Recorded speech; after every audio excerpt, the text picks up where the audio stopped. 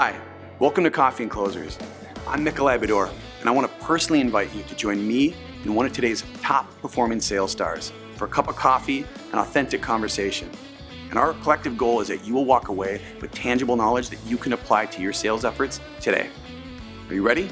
We'll grab a cup, fill it up, and let's get into another episode of Coffee and Closers.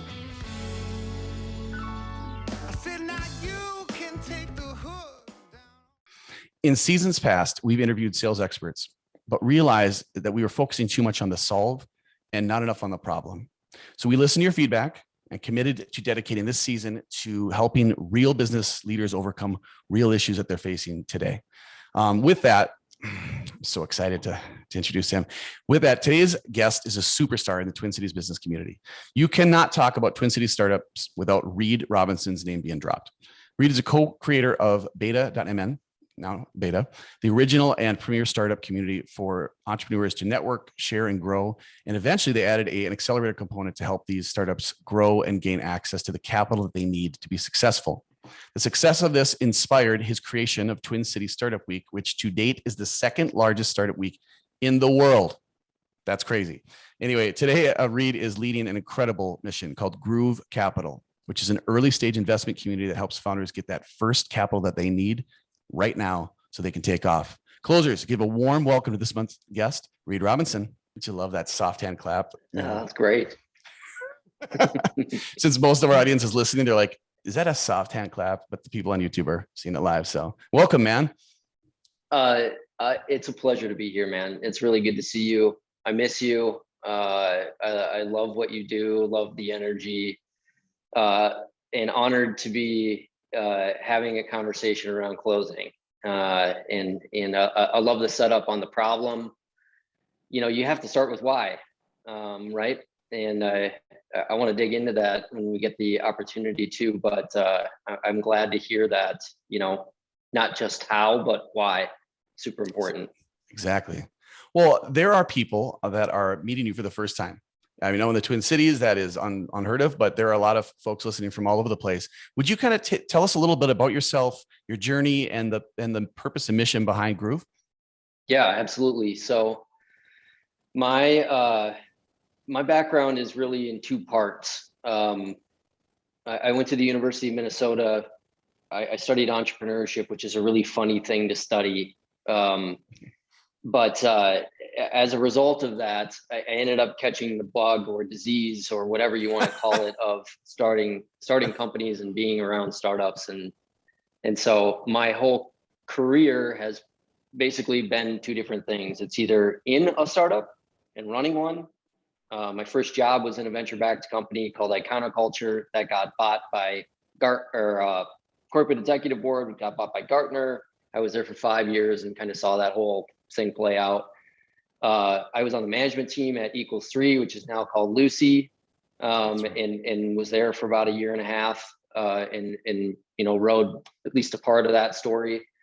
In between those two things, I co-founded a company called Heroic, which was just one of 4 co-founders, technology business, raised money, completely crashed and burned, and you know, learned everything there was to learn about probably what not to do in startups. That specific experience was actually the introduction to the other half of who I am, which is community entanglement, how to build a startup ecosystem with all of its various parts. So what I'm specifically referencing is Beta, which you introduced as something that I co-founded. That started, I believe, 8 years ago, and it was really just a party for startups. And the reason that existed was because we thought they were cool and we thought more people should know about them. So we made really inviting spaces and, you know, turned the lights down, the music up, added some beer, and made it cool for people to come and see interesting things that excite, you know, these amazing entrepreneurs were working on, and people liked it. So we did it again.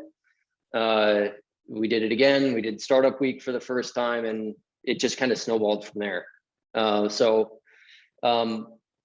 You these are the two halves of, or the two hemispheres of who I am, but at the core is really a heart for startups. And really really kind of honed my experience, my knowledge, and what I want to accomplish around that 0 to 1 stage, which I think is super exciting, super challenging, and I would say the most interesting part of any company's life is going from nothing to something. And that's probably a good lead into kind of what I'm doing now with Groove, which is, having seen so many different sides of this kind of startup journey, taking a look at the importance of capital and how capital helps enable that, taking a look at our ecosystem in the cities and looking at specifically a gap in that capital stack that is kind of critical time when entrepreneurs are trying to go from 0 to 1, and just seeing it for long enough where you kind of recognize, like, I don't think anybody's going to do this, so I think that means I have to. And thankfully, everything that I've been doing within Beta and Startup Week provided a very nice infrastructure to do exactly what I'm doing now. So it's been a very natural progression. I'm now in the investor role. I'm loving it. Super proud of what we've accomplished so far, but we're just getting started. So how's that, Nikolai? Love it. Right seat, right time. I told you this when we were off record. Well, I don't know if you know this. You said 8 years. I've been an entrepreneur for about 8 years because I went to your first. I think it was your first. It was above Daybreak. And my buddy, our buddy Chris Husett said, "There's something you got to go to." Now, at the time, my former life, as you know, but our audience may not, is I spent a bunch of years in high ticket corporate software sales. So I went to that and was like, what is this? Honestly, it was like finding this underground rager that you just what, and you were just and everyone's so passionate and so welcoming. And then I went to your second, I don't know if you know this, that is where I met the founders of, I don't remember the name of the company, but then we turned it into Odium. That was my first startup. And I met them at your second beta that was at, where's that place? Worley? Anyway. Worley, yeah. Yeah, it was there. And I went, because I was like, I'm not missing this. And I honestly, there's years I don't think I did miss a beta ever. But that's where I met those guys. So yeah, I really owe a lot to you, man, as far as breaking me free of that former life, which was good while it lasted, and into this one, which is far better. So yeah, I mean, I love that. I forgot that you had been to that first one. That's major street cred. Hopefully you still have the shirt and can flex it around at various startup events, but I may have it. It just doesn't fit me anymore. I think my daughter wears it now. That was a long time ago. But that's exactly the point. Like, you and people like you were exactly who the event was meant for. Of, you didn't know this community existed.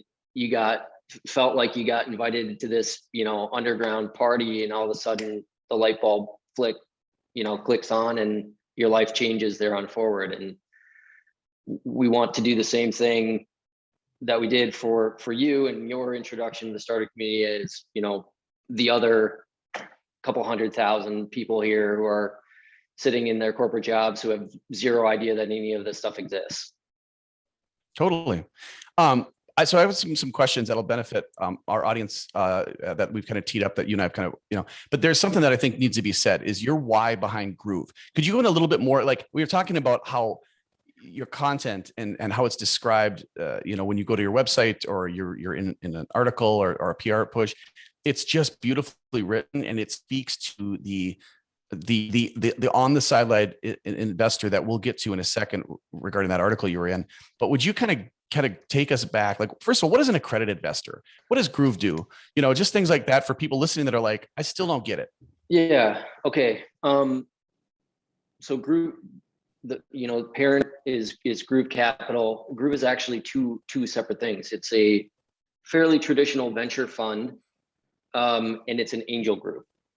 And when we introduced things, a lot of the effort was put on raising the fund, getting limited partners, having the wherewithal in order to start investing. And so it was introduced in July of last year. I basically spent the remainder of the year raising cash. We did a first close in January of 3.8 million, which basically was like, all right, money in the door, let's start investing and show people that this thing can actually work. After that, I continued raising cash. We're at $7.5 million fund. And the mission of the fund is find 50 companies within 3 years, write $100,000 checks to every single one of them, and help them, get to the next major milestone, right? It's not concept that we're investing in. Like, we want to see some evidence that there's some substance to the projects that they're working on. But like, it turns out, if you want to raise $1 million, $2 million, like, you got to have trending data, and that takes a while to get to. And so we want to kind of fill that middle point, particularly for entrepreneurs in Minnesota. And so that's what we're doing. And we started investing from the fund in February. We've already invested in 22 companies since then. So it's about 2 or 3 a month. And so just by nature of the stage that we're focused on, the geography that we're focused on, the pace of what we're doing, that is very different than anything else that exists regionally. These things exist in other ecosystems, but especially in the Twin Cities, there's nothing that's moving that fast. And with that kind of process in place. Now, the other half is the angel group. So people that either decided, hey, I'd rather do this on my own. I want access to your deals, and I want to see what you're investing in. But I don't want to be a part of the fund for whatever reason it happens to be. They can pay an annual membership fee and just look at the deals and then co-invest alongside of it. And so that part is super exciting. It's kind of the focus now that the fund is closed. We're focusing on the angel component, and I'm convinced that the angel group might even be the bigger opportunity, because it's evergreen. I really like the platform, and the way that the platform is working was very carefully considered and designed, and we're the things that we're focusing on there are, access to great deals that have gone through a process, asynchronous, so you can, review them and consider them at a time that's convenient for you. And then like all of it's taken care of. So super easy to engage with. And then the last piece is like, it's also a community where, you're invited in, we talk about things, we ask questions, we educate each other, and by kind of working with each other, we have higher confidence in whatever decisions we make when we're investing. So that's kind of part 2 of what Groove is. I love it, man. I think that's such a neat concept, and we don't usually do that. It's usually we just jump into the subject, but I think it's important, and partly because what you're doing is very unique, partly because we haven't had someone on the show yet with what's going on. And also, for our closers community, there are alternative, you get those big commission checks. Yeah, your 401k is an option, but there are other options out there to make your money work for you, and this might be one of them. So I just wanted to make sure that they understood that, Reed. So thank you for that. So one thing that I just really got really enjoyed is that article that you were in called Calling All Angels. And I learned a couple of things. I learned that Minnesota is ranked 3rd in medium net worth, but 43rd in regards to startup investing activity. Why are accredited investors here not seeing the startup ecosystem as a viable investment option? Yeah, so this gets to the why. Why does Groove exist? And the mission that we're focused on is cultural, Nikolai. It's the large majority of our wealth has no idea that any of this stuff exists. And I'm convinced that if we can change even a small portion of that, we'll likely be planting the seeds that end up being the next 3 to 5 Fortune, 1,000 companies in Minnesota. Like, this actually is our DNA. This is our nature. We build great businesses that help the world and make it safer, and feed it. It's our DNA. We've just kind of lost ourselves somewhere along the way. And the exciting thing is like, we're coming back, and the startup activity is picking up. The volume has been solid, the quality has been solid, but it's all following the lines of exciting businesses that make the world a better place. We don't invent Candy Crush. That's just not what we do. And so I want to see people investing in those companies to help them be successful, but in doing so, I want them to be successful themselves. The people that invest early on are the ones that get the greatest returns in a lot of cases because of the risks that they're willing to take. And so, having a good platform that can do that can make the connection between really great entrepreneurs and passionate investors is exactly what we're trying to accomplish. I dig it. And in that article, you had said something, real estate and stocks and Minnesota's worked too hard and we're risk adverse. We don't like risk in stocks and real estate and so on, seem to make more sense today. We're going to change that by the end of the show, you and I, right? Right. But stocks have indicators and real estate has comparables, right? They have those things. So I'm kind of curious about like the metrics that an investor you would look at, like what's the likelihood of a portfolio company success? Like, how do you know? And what keeps those types of companies from success? First of all, a metric question and more of like, one's more data-driven, one's more emotional driven. Well, it's important to cover both those topics, right? And we have this thing in Minnesota that many people are familiar with, the angel tax credit. Yeah. And when you look at that data, a large majority of the people that use the program only use it once. And to me, that suggests they probably didn't have the best experience. Maybe what happened is they put too much into one thing based on emotion, perhaps. I'm making a lot of connections that may or may not be true, but this is my hypothesis. And that's not right. Like, you have to think portfolio. You have to think strategy. This is just like investing in all of these other things, as far as look for, reasons that this company can succeed. Invest the right amount based on the risk that you're willing to take. And then, do the same thing at least in 9 other times so you can build a portfolio for yourself that ends up, putting you in a position to hit the one that's going to go 20x and cover the other 9 losses, right? So we talk a lot about strategy and why to invest, and the portfolio piece is a really important part of the conversation.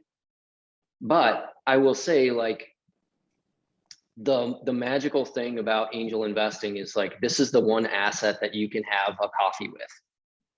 You can't do that with your securities in the public markets. Like, there's no relationship value with it other than, hey, I might think Tesla's cool. You can't sit down with Elon Musk. I guarantee it. And this is the opposite. It's relational.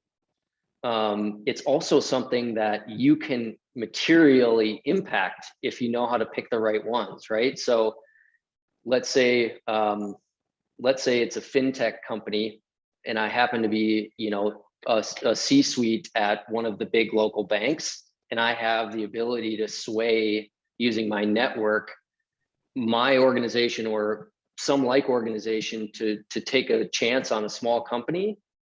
I just became their competitive advantage.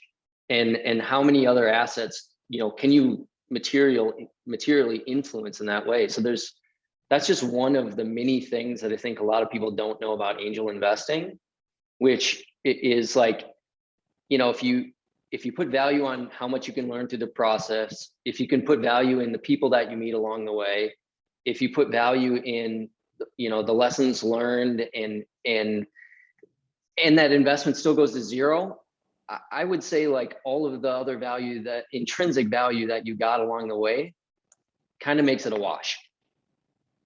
Yeah. So as far as companies go, you kind of brought, I'm not going to try and push anything that you don't want me to push, but you've been doing this a long time. Well, eight years of being heavily integrated into the startup community with founders and so on. What are some tangible and intangible, like what are the skills that the founders that you've seen at this point? I'm sure there's a probably rhythmic pattern of pedigree that you're like, okay, this person is like this, they have this skill, so on and so forth. What are those things that you look for in a founder? What are those things that make a company successful? What are the processes, systems, any of that stuff that you look towards when you're looking to plunk down some cash? Yeah. You mentioned metrics earlier, and a lot of what we're investing in just doesn't have a lot to look at. Okay. So we have to look at qualitative data points, right? And I would say increasingly, what I'm finding increasingly more important is at this early stage, like I'm not looking for a founder, I'm looking for a team. And with the team, I'm looking for two kind of key roles. I want a builder and a seller. And it's almost never the same person, because the mentalities and the way that they think is so different. There are exceptions, but they're incredibly rare. Mm-hmm. And so, I was talking about this last night with our limited partners, and they're like, "Oh, you're talking about Steve Jobs and Woes." And I'm like, "Oh yeah, I guess there's like all kinds of reference points of this that exist out there." And it's exactly what you're looking for. There's somebody who can cast the vision, get people excited, whether that's customers, employees, or investors, tell the story and build energy and enthusiasm. And then the builder is the one that delivers, right? These are they are the ones that pull it off. Promises made, promises delivered, the magic kind of connection point. Mm-hmm. And so when we're in conversations with these teams, I'm trying to identify, like, do we have these pieces in place? That's almost like, question number one. And then once I kind of feel good about the team thing, then now let's talk about the product, the problem that you're trying to solve, the market, the way that the deal is structured, whether or not it misses it, it hits our thesis. But the two most important things in all of those criteria that I just said are, is this the right team, and is this a right time to come into a really compelling market? I don't necessarily care as much about the product, because it's so early. I know the product's going to change. So right. Give me a good team that knows how to navigate that. And no matter kind of which directions they take along the way, if they're heading towards a massive target, they're probably going to hit it. And now let's give them funding in order to help them do that. Right on. Well, you know what we do over here? We work with a lot of founders. In fact, as of coming up here, it'll be 7 years. Crazy. That we've been doing this. And what we found is that founders need to know how to sell. They hate that word, but they need to know how to sell, whether it's their vision or product, or they're trying to raise, and we teach them how. So in your opinion, Reed, honest opinion, it's not going to hurt my feelings. What is the value of sales as a skill in raising capital, as well as the importance of acquiring new customers? Well, that falls into the visionary component, right? So mm-hmm. I just went out of my way to say, if you don't have this, I'm not interested in investing. So I would say it's 100% necessary to figure out. But when you find the right people, like, it's natural. They're so fired up about it because they believe it to be true. They want to help people. They want to accomplish certain things. So when you see it, it's infectious. And maybe they don't have the processes in place or whatever. They can always learn, but that fire that's going to drive them to be successful, you want to see. And in the ones that don't have that, I see this actually this hasn't been an observation, but Minnesota over indexes on the WOSes, the builders. We don't have enough salespeople. And I don't know if it's cultural or what is actually driving that, but it drives me crazy when I see an amazing product, service, solution architected beautifully, and you can tell that they are so reluctant to sell because it's something that they're so uncomfortable with. So I actually see that all the time. So I did hear you loud and clear. I just wanted to make sure that our audience did, because there are some people here that are listening to you because it's you. Maybe it's their first time tuning to Closers, and vice versa. But I wanted to make that point. And the reason is because we've worked with, we've worked with Lead Pages, Field Nation, Jamf, we've a bunch of them over the years. And we've seen sales focused companies, people that put that they invest in that, like Dispatch. I mean, I think Ryan is still closing deals. We all know about Branch. Yeah, they brought in Andrew Johnson. I mean, these are Jamf, Foodsby, Sales Reach. Like, these are teams that have invested in this and have had a ton of success, because customer acquisition fuels growth, right? It remedies worry for any sort of investors that, they can look at kind of trajectory. So in my opinion, you kind of touched on it, but I want to take it a little bit further. Do you feel that Minnesota companies, and I think I know the answer to this part, but are investing, enough in learning this skill? And if so, really, why not? It could be a cultural thing, but really, why not? They're seeing their peers succeed. Their peers are talking about how they're being successful, but I'm with you. I've seen just a lot of more operationally run companies that don't invest in this, and I don't know why.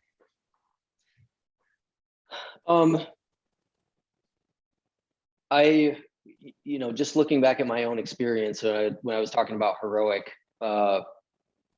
in that experience, one of my main conclusions from that business and why it failed was none of us were capable of selling.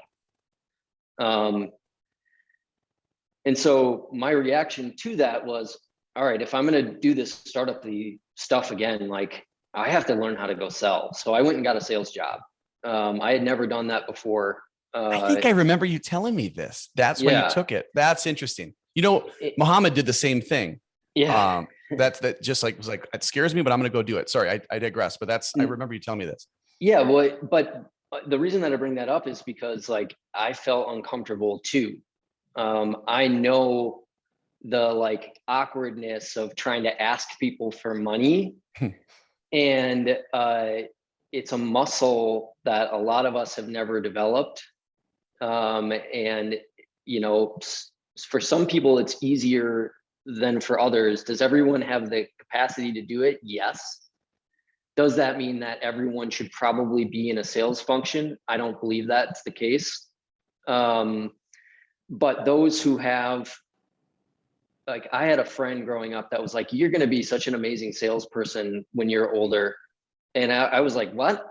I can't even ask my dad for lawn mowing, for the money that I got, to mow the lawn or whatever. And, but there was something there that it was a skill that I needed to develop over time. And I think a lot of people just haven't gone through that process. They haven't, found mentorship. They haven't experienced it enough, and just simply practice and opportunity exposure to people like yourself and models and systems for it, is how you get better. No, and I mean, one of the reasons I wanted you to be on the show so we could have this discussion is so people that don't believe this can hear it from a guy like you, not only someone who started companies, someone who built the startup ecosystem here, that also now invests at early stage companies, the importance of the skill set. The thing that we won a startup award, so I feel like we've overcome most of the misconceptions. But these movies they're putting out, like Wolf of Wall Street, is definitely not helping that reputation. But what we always tell these folks is there's a couple of things about sales that you don't know. First of all, it is a system and a set of processes. We call it our playbook that we implement, and you don't suck at all of the things. You know what I mean? That's why we've broken up our playbook. Now we do these accelerators, because you might have, great upper body, great chest, great arms, whatever, and you got these chicken legs. Well, clearly I don't need to teach you how to bench press. You got that one, but you got to work on those legs or you're going to tip over. You know what I mean? that's what we do. And we also tell them that, especially in the early stages, don't look at no's as no's, because they're not. They're free market research. And when you don't have, you don't have the ability to hire a marketing person to find that stuff out for you, or a data intel group to go pull that stuff, you got to go find it out. And the quickest and easiest route to hearing if your product is on or off is by hearing a no, and then having the opportunity to say, I'm early enough, and I'm not too proud to ask, what are you saying no to? Is it me? Is it the lack? Is it we're new? Like, what is it? So that they can pivot their marketing materials, their product, and so on around it. That's something. Sorry, go ahead. No, are they saying no to me is an important thing to reflect on, and that's, if you are operating under that system, and this is, they don't like me, or I'm internalizing as an attack against me and my personality or who I am, that will never last. Nobody would want to put themselves in that, but it's not you. It's, the problem that we're trying to solve together. Is this a problem that you're facing? Is this the right time for us to try to work on this thing together to solve? Is this pain accurate, et cetera? Like, this stuff, and I'm just kind of repeating what you're so good at and do naturally, but you have to disconnect yourself from that. For me, looking at the fundraising process, so I'm going to put you a year ago at this time. We're in the middle of a pandemic. Nobody's having coffees. We're not doing lunches. Everything is done via Zoom or a phone call. And it sounds miserable and impossible. I think it was my advantage. It was so efficient. And the reason that I bring it up was just the volume of conversations that I was having, was at least 5 a day, just one after the other. And the reason that I bring that up is because, like, if they weren't into it, it didn't matter, because I was so excited for the next conversation. I was so, and when it hit, it was such a rush and high to experience. Like, they liked it, they believe in this, they want to support me, whatever their motivation is to say yes. Like, that was such a rewarding experience that, like, I'm so excited for the next one. I don't care if it takes me 10 other conversations and no's. It just rolls right off the back. And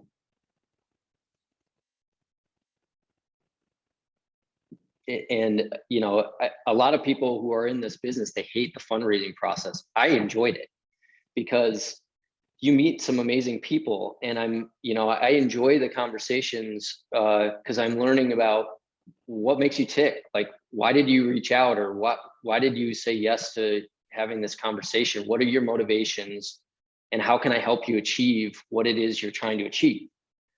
And after having so many of those, like, man, you just knew exactly, there were 5 or 6 motivations that everyone shared, and it was just, kind of tweaking it a little bit, listening for the right kind of messages to know which one to lean into, and, based on what you're hearing. So that's where it's at now, where it's just the second nature. And that's what you said. You said over and over and over, and the repetition at anything. I mean, Steph Curry and his 3-pointers, like, he just magically get good one day. And the guy was shooting threes after they won the title. You see it with LeBron, you see these with these athletes, but we don't think of this muscle, this skill as that. And it really is, because at the end of the day, sales it's a conversation, right? It's are you good at communication, and are you not? And that's a high level thing to say, well, I'm really introverted, I'm shy, I'm not good at, I struggle with it. That may be, but it's because no one's good at anything when you're thrown on the spot, right? But if you have something a flow that you can follow that does make you comfortable.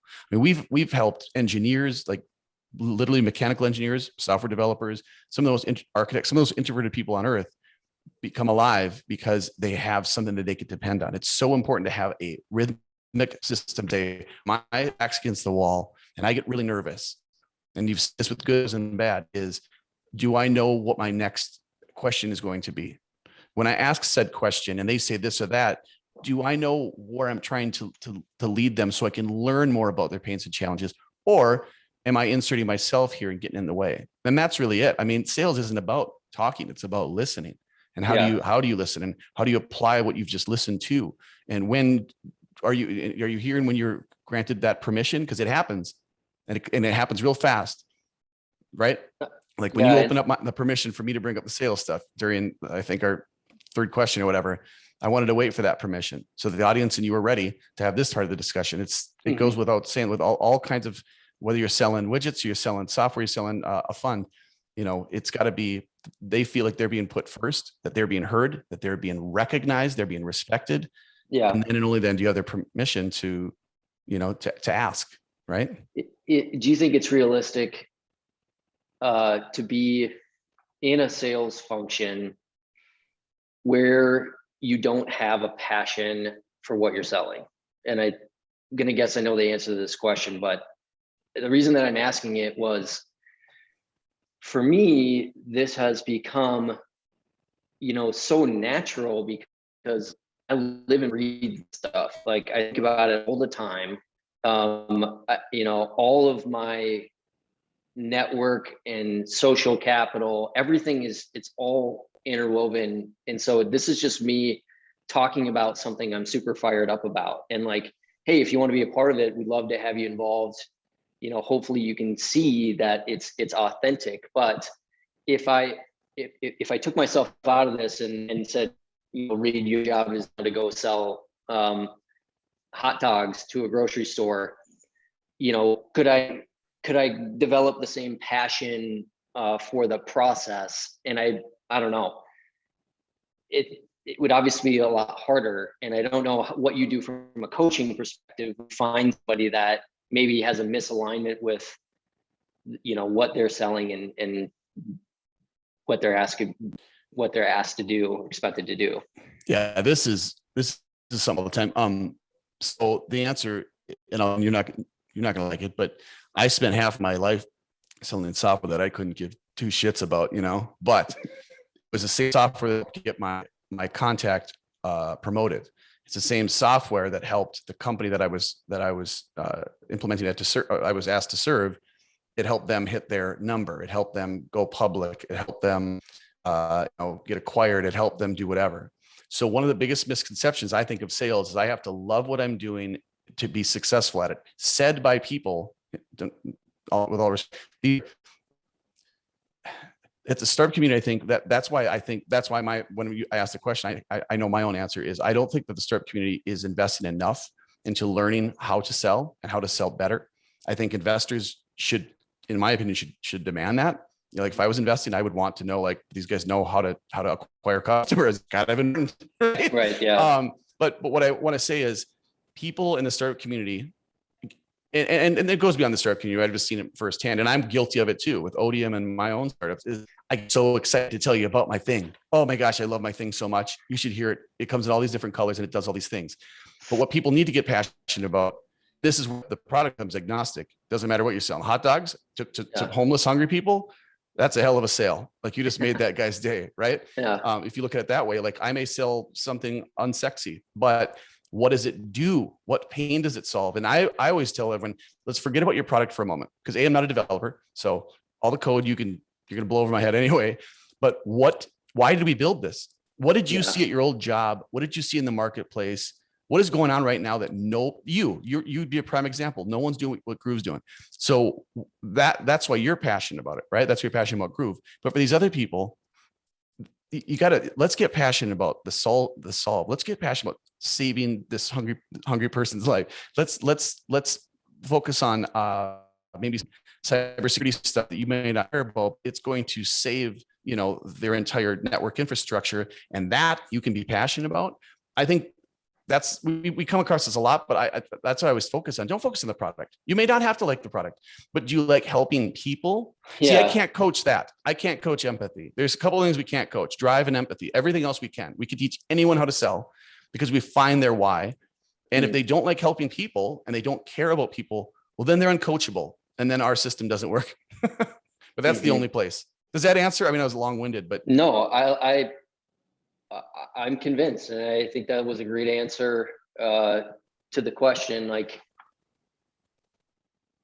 and it makes sense. Like, if you're just so focused on the widget, but you're not focused on like, what does it accomplish? What does it do to help, you know, whatever problem is being solved? That is an important part that any salesperson should be thinking about, not just the one that may not be super excited the product at hand. because you got to think, if you're so psyched about your product, you're not psyched about them. Yeah. Do you know what I mean? So Yeah. you're gonna do exactly opposite what you should be doing, which is That's a tone good it point. down, ask some questions, but you're not going to because you're so excited. Yeah. And that's, I think, where people trip up, and then they don't like sales because they hear no, and they should. There's two things: be passionate about the solve and the pain that you've committed and created something to fix, right? Like make sure you do that, and also listen. Yeah. Listen, they're telling you the job is so easy. If you listen, and when they say no, ask why, what exactly, free marketing intel, you know, and then the no doesn't hurt. You're collecting no's, you're looking. And when you get a yes, guess what? You'll be ready for that yes, because you've heard so many no's that have gotten you to that yes, to say, all right, here's the next 3 steps of our process, and here's how it's going to go. I know in the past people didn't like this, so we removed that. I mean, that's when sales becomes easy, because you're not selling, you're consulting. We skipped over this, you know, in the founder mentality, particularly ones that don't feel comfortable in a sales capacity, is instead of asking, you know, will you buy this? I'll ask a much easier question that I'm more comfortable with, is like, do you like this? What like, and how do you feel about this feature or this feature? And you gather feedback. And I've seen a lot of teams get stuck in that cycle and never break out. You know, they're on version 3, version 4, version 5, whatever they're building. And guess what? We just ran out of energy and money, and we never monetized because it never felt perfect enough. And what I think you're all about, and I'm 100% about as well, is like the best feedback you can possibly get is, will somebody pay you for that? So break through every other piece of feedback. That's not like asking those things is unimportant. It's just not as important as, is there something that's worth being paid to do in this situation? And that's the attitude that you want to see in these early stage companies, is like, it's not fully built. Like, I know that button like goes to a page that doesn't exist, like whatever they're working on, like, but it's far enough along where we want to ask somebody to pay for it, because we want to validate that there's actually a market for what we're working on. And so many people, not just here, but I think entrepreneurs everywhere are reluctant to take that step, take too long, or they never do it. And they need to. That should be where you start. Well, yeah, I mean, that's the thing all about, that's the thing about this is the best sellers, and I'm not kidding, were the most introverted guys in the office or gals in the office. And the other thing about them is, because they were introverted, guess what? They were just by default epic listeners. So they would listen, and that was their strength. And so for all the folks that are version 4, version 5, whatever, if we can flip our mindset to say, the market will tell us what they want. And here's the thing that I found is, people go, oh, will you pay for this? You shouldn't be asking as a favor.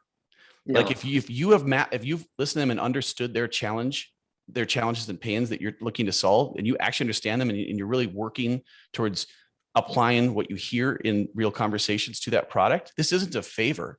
You've actually built something that will rock their world, maybe change their business, revolutionize their life. You don't know, but you shouldn't be guessing. And it doesn't take 15 years of doing this like I have, and a bunch of certifications.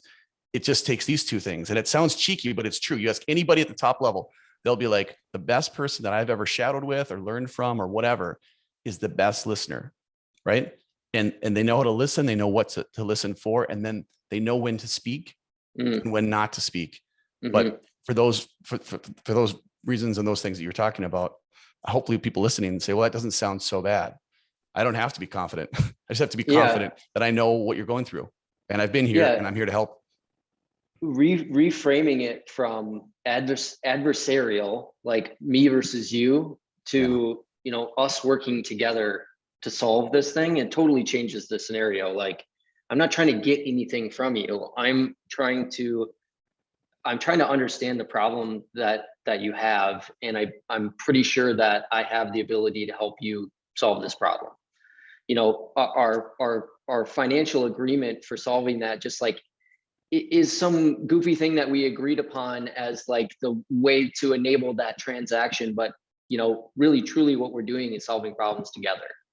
And when you switch that, then it's not about, you're not going to internalize no's. It's not going to feel adversarial. It just feels like you're trying to help people, and that makes people feel good. Absolutely. So I know that we both have a hard stop. So I'm gonna kind of start to descend here slowly. So put your seatbelts on, listeners. But something that I want to kind of bring up is something that's, so we end with the awareness and the education, all that stuff for investors out there. But what I want to focus on is we need to put our hands together for Reed, first of all, closers. Raising 3.8 your first at bat is incredible. I wish I could have been in those meetings. 7.5. 7.5. Oh, yeah. My math skills were never great. So 7.5. Yeah, that. There's something that you're doing, that you're saying, there's something that you're hearing, and you're probably asking great questions, but you're also bringing to the market something that solves a pain and a challenge for accredited investors out there that said, I didn't know this was an option. I don't know much about it. Hey, we're here to educate you. We're here to connect you with a community that's going to help you feel comfortable, and hopefully it will impact your net worth as well as kind of your personal emotional worth, where you feel like you're really getting involved in the community and doing the right thing. So kudos to you for that. And one last thing for those people that are listening that didn't have a chance to take those calls and didn't have a chance to be pitched, I'd like to give you the opportunity right now, for people that are listening that may or may not know you, may or may not be in this community, but would love some more education on it. What's your pitch for folk listening that might be interested in learning more? Putting on the spot. I love it. I'm going to talk about the Angel Group. That's where our emphasis is now. And the primary motivations, we all check the box on return, right?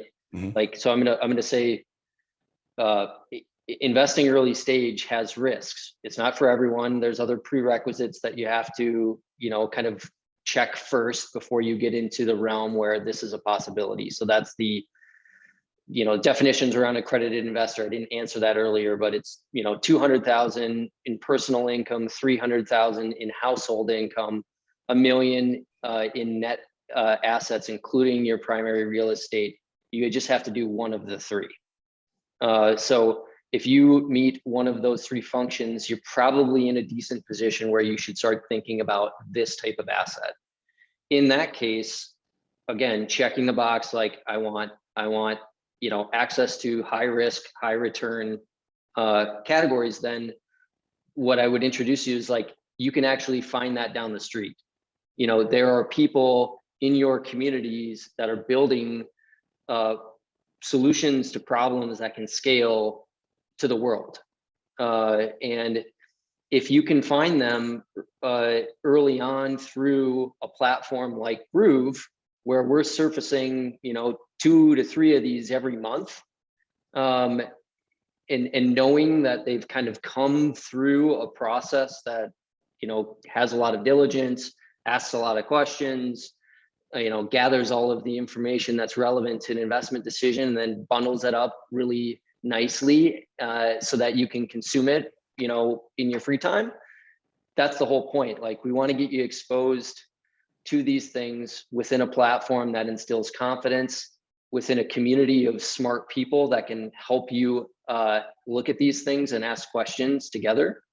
So if you want access to that type of asset within a community that's investing in keeping your money within your community, like, there's no better way to do that than angel investing. Amen. Well, Reed Robinson, it has been an absolute pleasure to have you on the show. Closers, light that comment section up, show them some love. And then where do people connect with you? What's the quickest path for us to bring value to you for bestowing so much knowledge on us today?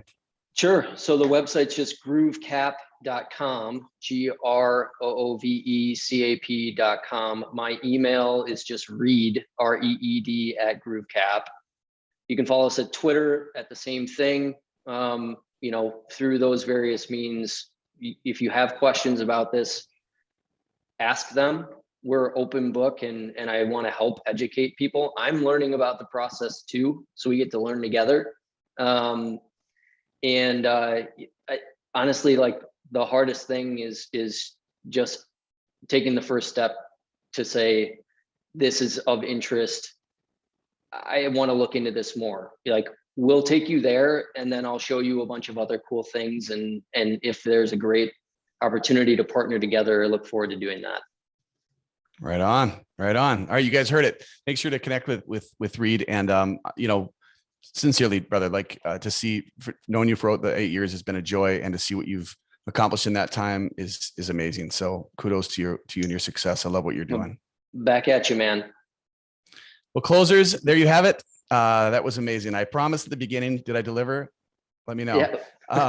For those of you looking to close more business, if you're listening to this right now and you've never heard of Closers or me, but you know Reed, and you're sitting here going, I could improve, I could get better at it, hit me up directly at Nikolai@closersmedia.com, or go through our website. But we'll make it fun. We'll make it easy. And this is what we've been doing for years and years and years. And we love doing it. So hit us up. And for the rest of you, we'll see you next month, Closers. Cheers. All right. So what do we think? What'd you learn? Well, if you like that, check out Coffee&Closers.com for upcoming episodes, recordings, and more. And don't forget to check out our sponsors. Each one has been hand-selected. They are best in class. Until next time, we'll see you at the next Coffee&Closers. Cheers. Come on, live a life we love. Gotta live, I said live a life we love.